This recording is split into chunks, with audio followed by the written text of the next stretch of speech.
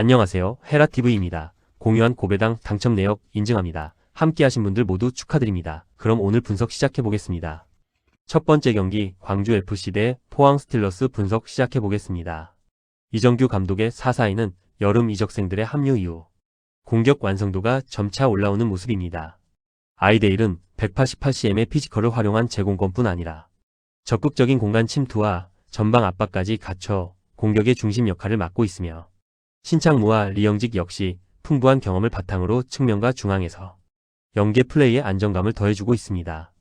196cm의 프리드 윤슨까지 세트피스에서 강력한 헤더, 옵션으로 활용할 수 있어 공격 루트가 한층 다양해진 상황이고 주앙 페드로가 후방에서 안정적으로 빌드업을 시작해주면서 전방 공격 진도보다 적극적으로 공격에 가담할 수 있는 구조입니다.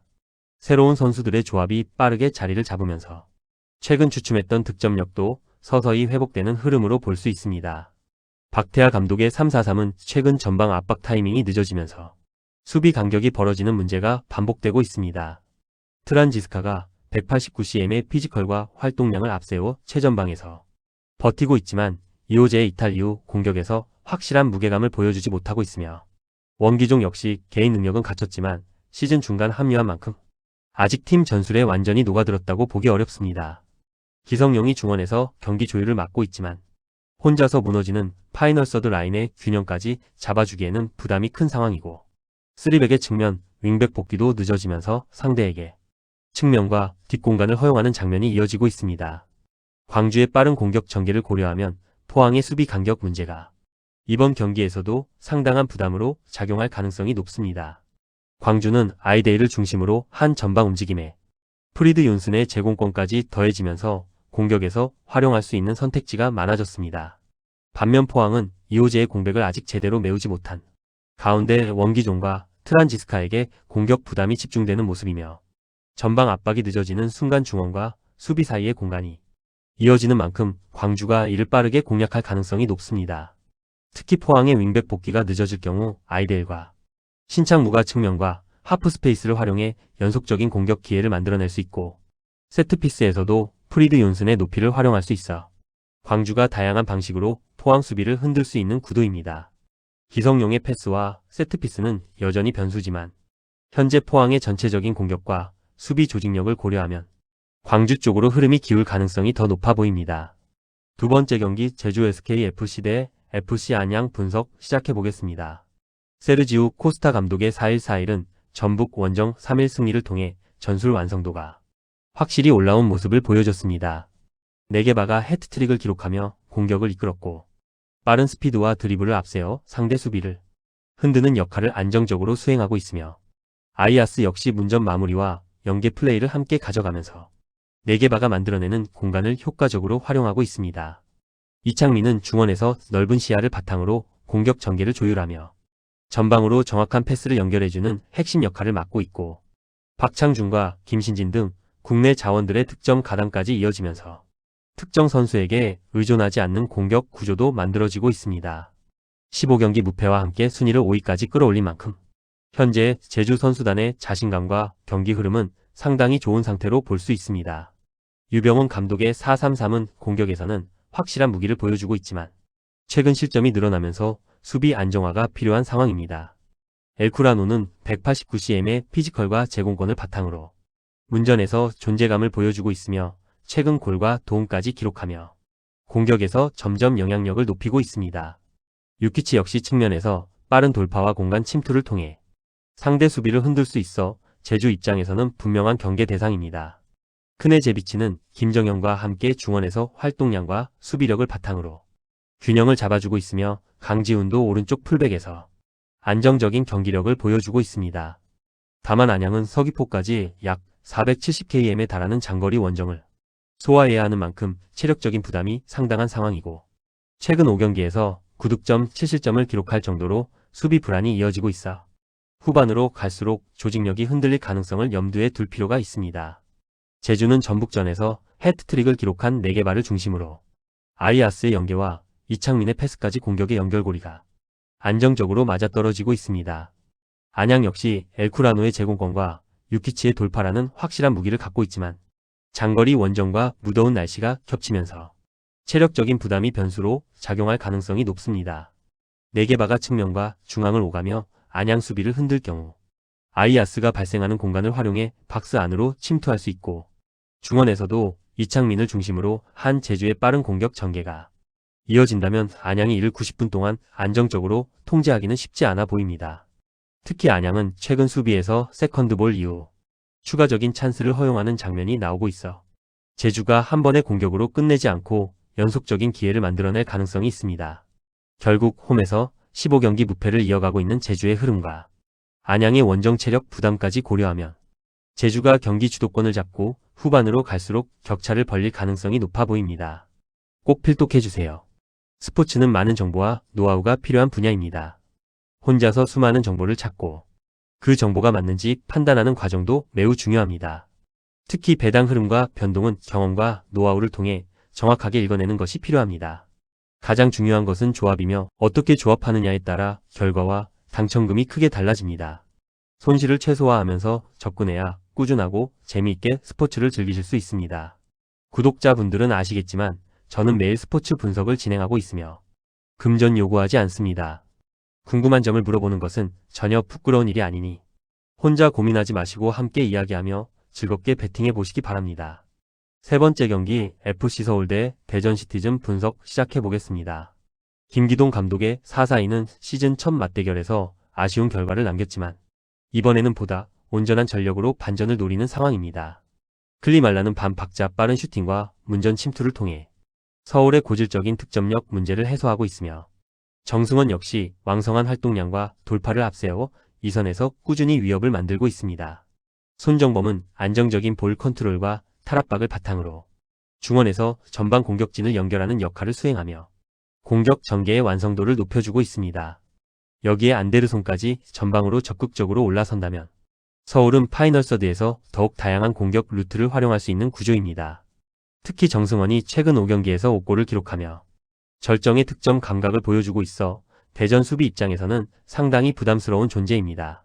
리그 선두답게 조직력과 홈에서의 안정감까지 갖춘 만큼 이번 경기에서도 서울이 주도권을 가져갈 가능성이 높아 보입니다. 황선홍 감독의 4-4-2는 광주와 안양을 연이어 잡아내며 최근 분위기를 확실하게 끌어올리고 있습니다. 주민규는 2선으로 내려와 연계에 가담하면서도 박스 안에서는 포처다운 결정력을 보여주는 베테랑 공격수로 대전 공격의 중심 역할을 맡고 있습니다. 루빅손 역시 빠른 침투와 정확한 패스를 바탕으로 측면에서 활발하게 움직이고 있으며 주민규와의 연계에서도 좋은 호흡을 보여주고 있습니다.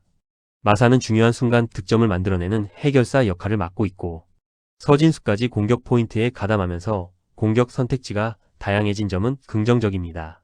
다만 강윤성과 김봉수가 지키는 중원에서 압박 타이밍이 어긋나는 장면이 반복되면서 상대에게 파이널 서드 공간을 허용하는 약점이 나타나고 있습니다.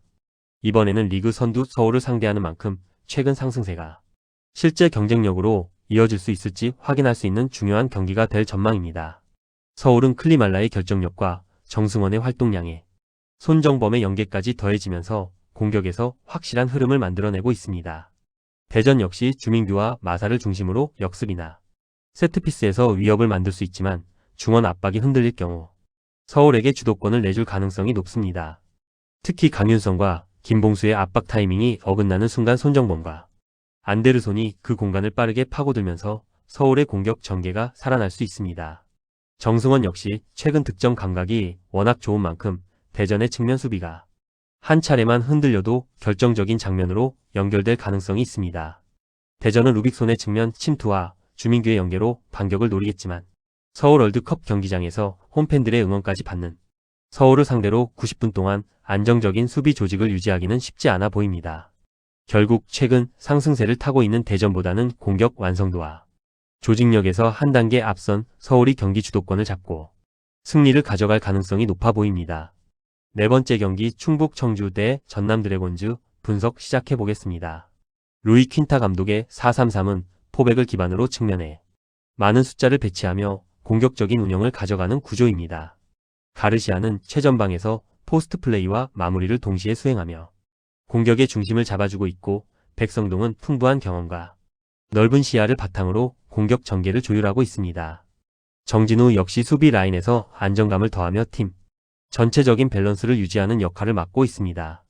특히 포백과 윙포워드가 측면에서 함께 움직이기 때문에 전남보다 측면에서 수적 우위를 가져갈 수 있다는 점이 중요한 강점입니다.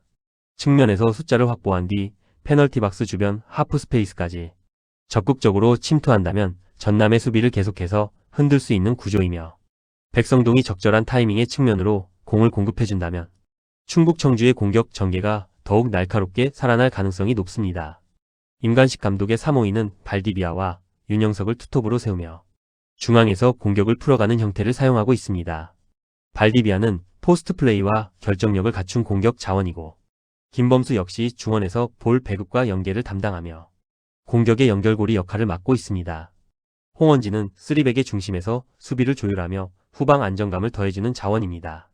하지만 3백 구조상 양쪽 측면에 윙백 한 명씩만 배치되기 때문에 포백을 사용하는 충북 청주를 상대로 측면에서 수적 열세에 놓일 가능성이 높습니다.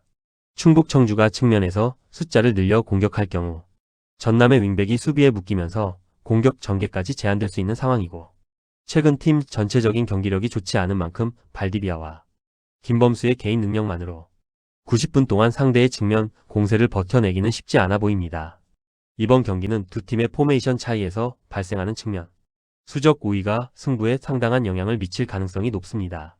전남은 3-5-2 특성상 측면에 윙백 한 명씩을 배치하지만 충북 청주는 4-3-3을 통해 풀백과 윙포워드를 함께 활용하면서 측면에서 2명씩 숫자를 확보할 수 있습니다. 충북 청주가 이 수적 우위를 활용해 전남의 측면을 흔들고 하프 스페이스까지 파고든다면 상대 수비를 지속적으로 뒤로 물러나게 만들 가능성이 높습니다. 백성동이 중원에서 볼을 안정적으로 배급해준다면 양쪽 측면에서 동시에 공격이 전개되면서 전남 수비가 한쪽에 집중하기도 어려워질 전망입니다. 전남은 발디비아와 윤영석의 투톱을 활용해 역습 상황에서 반격을 노릴 수 있지만 측면에서 발생하는 수적 열세를 근본적으로 해결하기에는 어려움이 있어 보입니다. 결국 경기 시간이 흐를수록 충북 청주의 측면 공세가 더 많은 득점 기회로 연결될 가능성이 높으며 포메이션 상성에서 앞서는 충북 청주 쪽에 조금 더 무게가 실리는 경기입니다. 꼭 필독해주세요. 스포츠는 많은 정보와 노하우가 필요한 분야입니다. 혼자서 수많은 정보를 찾고 그 정보가 맞는지 판단하는 과정도 매우 중요합니다. 특히 배당 흐름과 변동은 경험과 노하우를 통해 정확하게 읽어내는 것이 필요합니다. 가장 중요한 것은 조합이며 어떻게 조합하느냐에 따라 결과와 당첨금이 크게 달라집니다. 손실을 최소화하면서 접근해야 꾸준하고 재미있게 스포츠를 즐기실 수 있습니다. 구독자분들은 아시겠지만 저는 매일 스포츠 분석을 진행하고 있으며 금전 요구하지 않습니다. 궁금한 점을 물어보는 것은 전혀 부끄러운 일이 아니니 혼자 고민하지 마시고 함께 이야기하며 즐겁게 배팅해 보시기 바랍니다. 5번째 경기 김해시청 대 경남FC 분석 시작해 보겠습니다. 손현중 감독의 3호인은 리그 최하위에 머물며 중원에서 반복적인 문제를 노출하고 있습니다. 우재욱은 최전방에서 포스트 플레이를 시도하고 있지만 팀 전체의 지원이 부족해 쉽게 고립되는 모습이며 공격 전개 자체가 원활하지 않은 상황입니다. 이강욱이 중원에서 볼 배급을 담당하고 있지만 중앙 미드필더 간격이 벌어지면서 압박이 제대로 이루어지지 않고 있습니다. 이로 인해 상대에게 하프 스페이스를 너무 쉽게 허용하고 있으며 수비 라인 역시 지속적으로 넓은 공간을 커버해야 하는 부담을 안고 있습니다. 설현진이 후방에서 안정감을 더하려 해도 중원에서 발생하는 구조적인 문제까지 혼자 해결하기는 어려운 상황이고 시즌 내내 반복된 약점이라는 점을 고려하면 이번 경기에서도 김해가 중원 문제를 쉽게 개선하기는 어려워 보입니다. 배성재 감독의 5-2-3은 펠리페를 중심으로 공격을 전개하며 상대 수비 사이 공간을 적극적으로 공략하는 형태입니다. 치기는 최전방에서 뛰어난 결정력을 바탕으로 득점 기회를 만들어내는 자원이며 펠리페와의 연계가 살아날 경우 공격의 위력이 더욱 커질 수 있습니다. 펠리페는 김해에 벌어진 중앙 미드필더 사이를 적극적으로 파고들면서 수비 라인을 끌어내고 결정적인 슈팅 공간을 만들어내는 역할을 맡고 있습니다. 배연서 역시 측면에서 안정적인 오버래핑을 가져가며 공격 숫자를 늘려줄 수 있어 경남의 공격 볼륨을 높이는 데 도움이 될 전망입니다. 김해가 중원에서 압박을 제대로 형성하지 못한다면 경남이 높은 점유율을 가져가면서 페널티 박스 주변에서 지속적으로 찬스를 만들어낼 가능성이 높고 전체적인 전력과 공격 구조를 고려하면 경남이 경기 주도권을 가져갈 가능성이 상당히 높은 매치업입니다. 이번 경기는 김해에 벌어진 중원 간격과 경남 펠리페의 공간 침투가 정면으로 맞붙는 구도이며 객관적인 전력 차이도 상당한 편입니다. 김해는 3-5-2를 사용하고 있지만 중앙 미드필더 사이의 간격이 벌어지면서 하프 스페이스를 쉽게 내주는 문제가 반복되고 있습니다. 경남의 펠리페가 이 공간을 적극적으로 활용한다면 김해 수비 라인을 끌어낸 뒤 치기에게 결정적인 득점 기회를 연결할 가능성이 높습니다. 여기에 배연서의 오버래핑까지 더해지면 경남은 측면과 중앙을 동시에 활용하면서 김해 수비를 더욱 어렵게 만들 수 있습니다. 반대로 우재욱이 최전방에서 버티더라도 중원에서부터 경남에게 밀릴 경우 안정적인 공격 지원을 받기 어려워 김해가 반격을 이어가기는 쉽지 않아 보입니다. 결국 점유율과 개인 기량, 공격 전개 완성도에서 모두 앞선 경남이 경기 내내 주도권을 가져가며 전력 차이를 결과로 보여줄 가능성이 높아 보입니다. 6번째 경기 수원 삼성 대 수원FC 분석 시작해보겠습니다. 이정효 감독의 4-4-2는 이번 시즌 2번째 수원 더비를 앞두고 첫 맞대결 패배를 만회하려는 상황입니다. 두비치카스는 피지컬을 활용한 포스트 플레이와 문전 결정력을 동시에 갖춘 스트라이커로 최전방에서 공격의 중심을 잡아주고 있습니다. 브루노 실바는 측면에서 빠른 스피드와 개인 돌파를 활용해 상대 수비를 흔들 수 있고 강성진까지 반대편에서 적극적으로 침투하며 측면 공격에 힘을 더할 수 있습니다. 정호연은 중원에서 볼을 안정적으로 배급하며 전방 공격진이 움직일 수 있는 공간과 타이밍을 만들어주는 역할을 맡고 있습니다. 여기에 헤이스의 직접 프리킥이라는 확실한 세트피스 옵션까지 갖추고 있어 오픈 플레이와 정지 상황 모두에서 공격 루트를 확보한 모습입니다. 특히 양쪽 측면 침투와 프리킥을 동시에 활용할 수 있다는 점에서 수원 삼성이 공격적으로 다양한 선택지를 가져갈 가능성이 높습니다. 수원FC의 4-2-3-1은 하정우를 최전방에 두고 김정환과 프리조가 공격 전개를 지원하는 형태입니다. 하정우는 포스트 플레이와 마무리 능력을 갖추고 있어 수원 삼성 수비를 상대로 버텨주는 역할을 수행할 수 있고 김정환 역시 중원에서 공격의 방향을 조율하고 있습니다. 장영우와 서재민은 풀백임에도 적극적인 오버래핑을 통해 측면에서 공격 숫자를 늘려주는 것이 장점입니다. 다만 공격 가담 이후 소유권을 잃었을 때 두 풀백의 수비 리커버리가 늦어지는 문제가 반복되고 있어 측면 뒷공간이 쉽게 노출되는 모습입니다. 브루노 실바와 강성진처럼 빠른 측면 자원을 상대할 경우 이 약점은 더욱 크게 드러날 수 있으며 수비 전환 과정에서 상당한 부담이 될 전망입니다. 하정우와 김정환의 개인 능력으로 반격을 만들 수는 있지만 풀백들의 전환 속도를 개선하지 못한다면 안정적인 경기 운영은 쉽지 않아 보입니다. 이번 수원 더비는 수원 삼성의 측면 공격과 수원FC 풀백들의 늦은 수비 전환이 맞붙는 구도가 핵심이 될 전망입니다. 수원FC가 장영우와 서재민의 오버래핑을 통해 공격 숫자를 늘리더라도 소유권을 잃는 순간 뒷공간이 열릴 수 있어 브루노 실바와 강성진에게 좋은 기회가 만들어질 가능성이 높습니다. 정호연이 중원에서 빠르게 볼을 전개한다면 수원 삼성의 측면 공격은 더욱 효율적으로 살아날 수 있고 두비치카스가 중앙에서 수비를 끌어주는 효과도 기대할 수 있습니다. 여기에 헤이스의 직접 풀킥까지 더해지면서 수원 삼성은 오픈 플레이와 세트피스 모두에서 수원FC를 압박할 수 있는 상황입니다. 수원FC 역시 하정우의 포스트 플레이와 김정환의 전개를 활용해 반격할 수 있지만 수비 전환 과정의 약점이 반복된다면 실점 위험을 완전히 줄이기는 어려워 보입니다. 첫 맞대결에서 패했던 수원 삼성이 홈에서 복수전을 치르는 만큼 집중력과 동기부여에서도 앞설 가능성이 높아 이번 경기 역시 수원 삼성 쪽으로 무게가 실리는 흐름입니다. 꼭 필독해주세요. 스포츠는 많은 정보와 노하우가 필요한 분야입니다. 혼자서 수많은 정보를 찾고 그 정보가 맞는지 판단하는 과정도 매우 중요합니다. 특히 배당 흐름과 변동은 경험과 노하우를 통해 정확하게 읽어내는 것이 필요합니다. 가장 중요한 것은 조합이며 어떻게 조합하느냐에 따라 결과와 당첨금이 크게 달라집니다. 손실을 최소화하면서 접근해야 꾸준하고 재미있게 스포츠를 즐기실 수 있습니다. 구독자분들은 아시겠지만 저는 매일 스포츠 분석을 진행하고 있으며 금전 요구하지 않습니다.